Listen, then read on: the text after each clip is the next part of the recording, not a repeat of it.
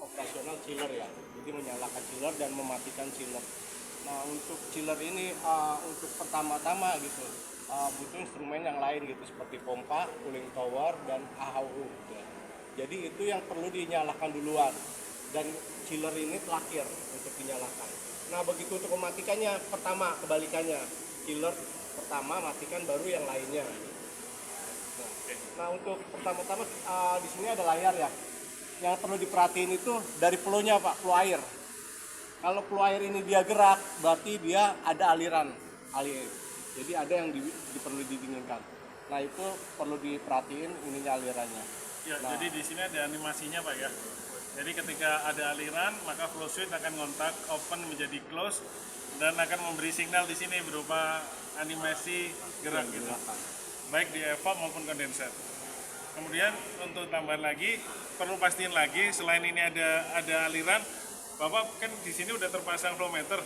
Bapak perlu cek lagi nih flow meternya apakah sesuai spesifikasi, jangan sampai terlalu rendah juga. Misalkan oke, ada aliran berarti bisa jalan, belum tentu juga kalau misalkan dari flow-nya ternyata nggak sesuai spesifikasi. Itu aja. Datanya bisa dilihat di sini Pak, itu ada di sini di display ini. Evapam 149,38 liter per second, kondenser 242,2 liter. Ini sebagai acuan, mungkin data 80% dari ini oke. Tapi kalau terlalu rendah, sebaiknya dipastikan dulu dari sisi Bapak. Lanjut Pak Didi. Berikutnya ini ada tampilan chiller ya. Nah jadi untuk operasi di sini itu nggak bisa untuk nyeting Pak, karena di sini dibatasi dengan password. Jangan sampai nyeting malahan. Kalau bisa setting itu internal dari si JTI maupun Johnson. Mungkin kita juga nanti hanya pokoknya on dan off itu udah running. Dan parameter yang harus diperhatikan itu aja. Itu paling juga nanti kita akan kasih ke ownernya langsung ya. Kalau ownernya kan masa bodoh kita mau dia punya ya kan. Nah di sini kalau untuk setting dia nggak bisa Pak kalau ini Pak. Bapak pencet apapun juga dia nggak bisa. Berarti kita cuma on off aja Pak ya? Jadi on off aja. On off sama ngasuh itu berarti ya Pak? Pokoknya matiin itu ya? Nah, kalau itu Bapak cek di sisi pembacaan flow rate yang di sana. Nah jelaskan lagi, jadi sebelum Bapak kesini, sebelum ngeliat ini, pastikan dulu tadi tes-tesnya AHU sudah dilantik, cooling tower sudah dilantik, termasuk blower, terus pompa ini udah dilantik, baik kedua-duanya, terus dicek flow-nya, cek dulu flow-nya udah sesuai dengan yang disyaratkan atau belum. Kalau flow-nya itu mintanya 150 liter per second belum tercapai, Bapak kejar dulu, cari masalahnya di mana, dijas dulu. Kalau memang perlu dijas, kalau perlu diisi air. Kalau itu sudah terpenuhi, Bapak geser ke kondenser dicek apakah flow-nya udah sama, flow-nya permintaan sesuai desain ini itu kan 242, tapi spek kita nggak sampai, spek kita cuma 203. Ya nggak apa-apa, yang penting dimaksimalkan sampai 203 itu. Kalau itu sudah tercapai, ke sini. Kalau belum tercapai, jangan di sini dulu. Chiller terakhir lah. Ya, AHU, cooling tower itu ya. Pastikan dulu AHU sudah nyala semua, sudah on. Itu harus dicek satu persatu karena belum ada bus. Kalau sudah ada bus, Bapak bisa lihat di display. Satu persatu sesuai dengan minimal loadnya ini. Ya kalau bisa dari kita memang banyak-banyaknya ini karena masih masa trial. Oke Pak, lanjutkan Pak. Nah di sini ada indikasi chiller Pak. Sorry Pak, sebelum ini semua seandainya blackout nih, PLN mati, ini display kan mati nggak display? Begitu hidup lagi, hidup lagi. Kalau PLN hidup lagi. Ya, secara otomatis ya. Otomatis, mungkin akan muncul kayak gini misalkan ya. Misalkan ini mati nih, kemudian nyala nih. Nah, akan muncul kayak gini. Jadi Bapak tinggal clear fall aja. Jadi ketika ada PLN mati, nyala lagi, mungkin akan ada muncul alarm kayak gini, safety shutdown. Bapak tinggal clear fall gini. Pastikan di sini harus warnanya hijau. Jadi kalau ada warna merah, mungkinan masih ada alarm. Jadi perlu diperhatiin ya. Kalau chiller bisa running itu di posisinya seperti ini nih. Normal shutdown, lokal stop. Jadi posisinya hijau. Hijau itu normal. Kalau ada yang lain, Bapak Ada konfirmasi. ya Konfirmasi konfirmasi. di aliran dulu. Nah kalau kuning itu dia warning dan ada merah itu kayak tadi alarm itu kudu di reset. Jangan misalnya kalau mungkin kalau karena masalahnya kayak mati lampu hidup lagi itu kan hal biasa ya. Ada lagi misalnya secara operasional gitu ya tiba-tiba nggak ada aliran totalnya mati itu harus hubungin kita Pak. Karena itu soalnya kita bicara tentang mesin apa takutnya ada kerusakan apa ini gitu. Itu berarti nggak normal gitu kalau alarmnya lagi jalan tiba-tiba alarm. Tiba-tiba alarm. Tapi kalau cuma mati lampu kita ini reset aja nggak masalah. Ini chiller belum nyala kok udah alarm gitu, di reset aja nggak apa. Tapi kalau udah posisi running alarm itu coba konfirmasi ke kita ya. Jadi takutnya kita jaga-jaga juga takutnya ini alarm udah harus dikunjungin gitu. Ada yang alarm harus benar-benar kita kunjungin, ada yang cuman kita by phone doang. Itu cuman gini Pak, gini gitu. Paling kelar masalahnya cuman gini doang gitu. Nah, untuk kondisi chiller yang untuk normalnya ini warnanya hijau Pak ya. Jadi selanjutnya ini kita langsung mau nyalain aja. Ya, mungkin lanjutnya ya Pak. Nanti Bapak bisa lihat di sini ya. Nanti di sini kan ini monitoring dari ini Pak. Ini chill liquid temperatur berarti sisi evaporator. Ini sisi kondenser. Jadi temperatur ini yang Bapak juga nanti perlu diperhatiin. Misalkan nih Pak, ini kan dari descent livingnya 7, entry-nya 14. Berarti delta T-nya 7 derajat Pak. Kalau misalkan delta T-nya ini selisihnya sampai 10, 20 atau 15, berarti flow-nya kurang. Berarti itu pasti kalau delta T-nya lebih dari descent, ada indikasi flow-nya kurang. Baik di evap maupun di kondenser. Berarti delta T-nya 7, 6 berapa ya? Ya bisa, pokoknya nggak sampai lebih jauh lah. Misalkan 10 derajat, 15 derajat, itu berarti ada indikasi flow-nya kurang. Maksimal di berapa? Maksimalnya sebenarnya sesuai desain 7 sih Pak. Tapi kalau maksimal ya Maksimal boleh operasi. Sebenarnya pertama-tama itu kita nggak bisa Pak, ngelihatnya pasti sama. Nah kalau kita sama. ketahuannya pas begitu running. Apalagi loadnya udah 100% itu baru ketahuan dia range-nya jauhnya. Jadi kalau misalnya ada delta temperatur misalnya di sininya 6 ketemunya di 20 itu kan jauh ya. Jauh. Nah itu perlu dicari dulu kayak mungkin airnya kurang gitu. Valve-nya ada yang bukanya nggak full gitu mungkin ya kayak gitu lah Pak dari sisi water. Penyebab utamanya apa itu? Itu ya bis Air kurang dan valve. air kurang, stainer kotor itu pengaruh juga Pak. Ya, Setting kejebak angin. VSD-nya Bapak mungkin kayak gitu Ya, mungkin Pak. VSD-nya totalnya di Totalnya 20, turun lagi ya gitu, kan nggak tahu 50% apa ini gitu. Itu banyak. juga. Ya kemungkinan hanya sisi water lah Pak. Kalau yang kondenser apa ya? Kondensernya delta T-nya 5 Pak. 5. Kalau kondensor sisi yang ke cooling tower, kalau chill water ini dia yang ke AHU, Ya. yang menuju AHU ini yang lebih dingin. Sebenarnya kalau mau aman Bapak lebih tahu airnya kurang apa enggak, nanti kan misalkan kita hari ini tes lagi nih Pak, itu kan pressure gauge-nya Bapak ada ketemu nih 5 bar atau berapa, kasih tanda sebenarnya di isolasi gitu, di garis gitu. Jadi nanti, harusnya normalnya segini nih, ketika Bapak jalan, Bapak kan lihat tuh pressure gauge yang di situ. Bapak bisa confident lah ini normal apa enggak gitu. Ya, itu boleh satu ilmu juga. Cuman kalau dalam hal ini karena status AHU belum semuanya Pak, apalagi ada yang masih di titik perubahan, ya. terjauh itu akan Nah, fluktuatif. itu akan berubah-ubah. Kalau mungkin kalau nanti operasional itu dia bakalan segitu aja terus. Kalau aja. sudah settle fix itu bisa Nggak jadi bakalan. acuan karena kita belum.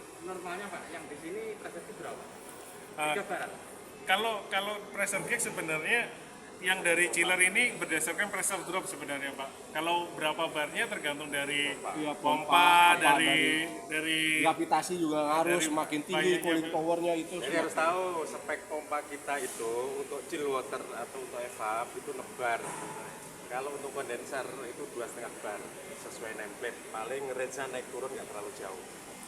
Jadi dilihat aja di situ. Makanya itu tadi kan kita dapatkan di angka 5 bar. ya.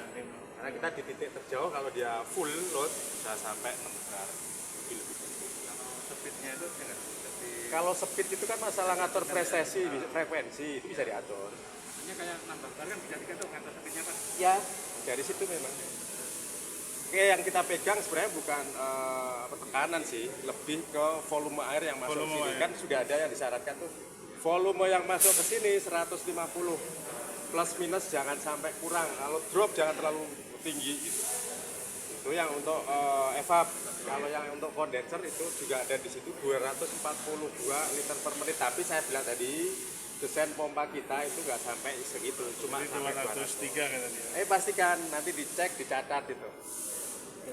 Tapi sebelum jauh ke situ saya ada yang lupa. Valve itu penting. Jadi sebelum masuk ke sini, valve itu pastikan kebuka sesuai jalur chiller yang mau dirunning. Iya. Kita bisa ngerunning chiller ini dengan pompa yang di ujung, di tengah, atau pas di posisinya. Itu tergantung valve. Nah kalian harus tahu itu nanti. Kalau yang sudah tahu nanti dikasih tahu yang belum tahu. Valve mana? Itu penting. Jangan sampai nanti pompa saya jeblok itu gara-gara itu valve-nya belum. Jadi sebelum tahapan pompa itu justru sebelum pompa running Bapak harus cek valve. Sebelum pompa running. Jadi sebelum chiller malah sebelum pompa running valve harus terbuka. Sesuai jalurnya ya. Oke Pak, lanjut Pak. Oke, dari eksternal chiller sudah jelas Pak ya terkait pompa, air, valve. Oke, kalau sudah baru kita masuk ke chiller Pak ya. Jadi kalau untuk chiller sendiri, kalau dari operator ini kan kita sudah set point kan, untuk set point nanti kita bisa rubah di 90 ya Pak ya? Atau berapa Pak? Untuk dengan lot sekarang Akan fluktuatif. Kita mintanya sih sebanyak-banyaknya AU ya Pak. Saat ini yang tersedia itu baru 80%. jadi nanti kita mau buat berapa fixnya Pak? Kita ngikutin dari sini, kita misalkan 80 bisa, 90 kita buat Ya sementara mungkin 80-an. 80 saja Jadi ya? Pak, cuman kalau misalnya di setting 80 itu, dia akan ngejarnya agak lama. Agak lama. Agak lama tercapainya. Cuman kalau kita bikin 100 gitu, dia Cepat. cepat. Tapi Nanti begitu harus udah nurunin turun lagi lagi, kita. enggak. Sebenarnya sih udah otomatis, Otomatis. ini sih, udah turun sendiri. Cuma karena loadnya Bapak nggak secepat pendinginan ini jadinya tadi Kita stall. lamain, ya makanya kita supaya lama gitu, biar antara 100, lama gitu, 90%. makanya bikinnya, misalnya bikin 70 dulu gitu apalagi. Kalau Ini kalau emang yang buru-buru, mau cepat buru-buru dingin gitu, itu ya lebih baik 100 gitu. kalau buru-buru dingin. Cuman kan di sini karena belum maksimal gitu ya. Jadi Jadi berapa? kita 80 Pak, di tengah-tengah 80. ya 90 aja sih Pak. Oke, boleh. Oke, nanti kita akan rubah di sini 90%. Kemudian untuk set point dari mana dia evaporatornya? Nggak bisa ya. Harus login dulu. Untuk evaporator ini set point ini kita rubah di 7 Pak ya, tetap di 7 ya. Oke, jadi nanti dari set point Bapak nggak perlu rubah-rubah apa lagi, hanya terakhir tinggal start aja. On dan off judulnya. On dan off. Start di sini, stop di sini juga tombol yang ini. Satu titik aja. Jadi kalau misalnya ke start, dia nggak mau start nih, kita pencet gini, harus di yes dulu. Harus di yes Yes, dulu. enter. Yes enter. Jadi kita tekan start, kan posisi yes apa no nih. Nah ini tekan cek gitu udah langsung jalan. Jadi tekan start, ini yes apa enggak, konfirmasi. Jadi checklist ini yes, baru dia kerja. Kalau no, Baru ya di udah. sini nggak usah Nggak geser jadi. ini. Kalau nggak Nggak usah, jadi nggak usah. ini, ya kalau nggak jadi misalnya X gitu aja. Jadi nanti di sini akan udah langsung muncul apa nih kayak counting untuk starting gitu Pak, preloop gitu. Jadi nanti oil pump akan jalan dulu, kemudian baru chiller. Dia ngitung mundur dulu Pak. Hitung mundur. Oke, cuma sederhana itu ya sebenarnya ya. Cuman gini Pak, lanjutannya kalau sudah running tercapai kayak tadi ya, Iya, iya. delta T-nya itu makin Udah mendekat, kan berarti ini kan kita biar save terhadap kompresor kan. Betul. Ya kita harus matiin. Nah, Betul. itu seperti apa gitu. Kalau untuk proses matiin juga sama, Pak. Sama Kalau ya. hanya tinggal satu Cuman tombol dia aja, bedanya merah aja, merah stop, double. checklist. Artinya gini, jadi kita nggak boleh meleng, harus standby di sini selalu ngecek. Baik ngecek ini, ngecek flow yang di sana, ada drop nggak, kan bisa aja terjadi kebocoran yang kita nggak tahu. Iya. Ya kan airnya tekor apa enggak, itu harus dicek terus, berkala terus. Harusnya bukan berkala sih, harus ada tim yang ngecek di sana sama ada yang standby di sini. Nanti kalau nyala start, yes, itu aja Pak ya. Iya. Ini aja yang checklist ini, kalau oke, kalau tidak oke yang silang gitu. Kalau di tengah-tengah running itu tahu-tahu harus ada masalah, kita matiin, masalah nggak itu? Nggak masalah. Nggak masalah. langsung dimatikan aja di sini. Kalau misalnya Bapak misalnya ada sebenarnya kalau dia ada Kayak- masalah dia udah otomatis mati sendiri. otomatis mati sendiri. Cuman kalau misalnya masih kayak Kayak kemarin lah. Kayak kemarin itu ya, Iya, kayak yang kemarin kekurangan tiba-tiba air. ketahuan airnya kurang nih, Air, Pak. ya. Jangan ya kalau nunggu chiller alarm juga kelamaan lah, Pak. Jadi matiin dulu aja baru ini. Jangan Tapi sampai nunggu chiller alarm. Secara safety device Bapak aman, ya? aman. Kerja ya. Aman, Jadi kerja. nggak sampai rusak apa equipment yang ada di sini. Seharusnya aman proteksi. Ya, ada proteksinya. Yang penting jangan gini. Oh, ini udah ada alarm, matiin, reset, jalan lagi gitu. Kalau berapa Setiap kali ada itu keanehan, kami akan kontak Bapak. Ya, betul. Itu aturannya begitu. semuanya Jangan juga main ngambil clear, keputusan sendiri. reset lagi gitu. Jangan ya. Jadi jangan ngambil keputusan sendiri. Kalau ada yang aneh, janggal, konfirmasi. Baru nanti kita bisa telepon ke Johnson maupun ke Jadi JP. rencana untuk training itu berapa jam Pak? Dari pagi ke rencana ini karena seperti mau mulai ini kita dipakai sampai Kayaknya Trialnya, ya kan karena AHU Bapak kalau saat ini perkembangannya belum signifikan, apalagi kayaknya nggak ada perubahan. Ya paling kayak tadi baru sejam aja udah menyentuh ke dasarnya, ke itu delta T-nya udah mepet. sesuai ini Pak ya, sesuai apa? Ya. Ya paling kalau setelah itu ya kita matiin, kita tunggu lagi sampai pendinginannya hilang, start lagi. Mungkin bisa jadi pagi sama sore doang gitu. Iya, 2 kali. Pagi sama siang. Paling begitu kalau seandainya nanti disepakatin dan diizinkan. Seperti itu. HHU banyak belum nyambung juga. Ya, memang Bapak memang harus ngejar di sana. Ini memang mau nggak mau pada akhirnya kan tetap orang prospek nanti yang menghandle ketika masa transisi untuk serah terima operasional. Kan nggak mungkin saya narik operasional mungkin. Siapa yang bayar? Belum serah terima soalnya. Secara sistem Bapak nih semuanya. Magio Pak. Lagi ya. Kan sampai ke HU. Ducting. Pipa-pipa chiller. Listrik. Penghuni ya. Orang dia punya hotel di atas. Terus ini Pak, saya dibantu monitoring air ini nggak kalah penting karena pemakaian cooling tower itu kan gede, yang paling gede adalah cooling tower. Cooling tower itu karena terjadi evaporasi sama ketiup angin itu pasti gede. Makanya volumenya kan gede itu 80 kubik Pak. Kalau nanti running normal itu bisa jadi kisaran segitu ya menyerap air. Nah, artinya berarti GWT itu harus selalu penuh. Karena GWT akan berbagi dengan dalam mall. Biasakan koordinasi dengan sistem lain, terutama Pak Denny. Pangeran. Denny itu kan. Pangeran. Ya. Pangeran harus Pastikan hadir. bahwa posisi GWT jangan sampai tekor Pak. Kalau GWT tekor berarti kan nggak bisa ngirim ke sini, nggak bisa ngirim ke sana. Karena kalau semakin pendek, GWT kan masih belum dibersihkan. Sedimennya akan naik nanti kalau Bapak elevasi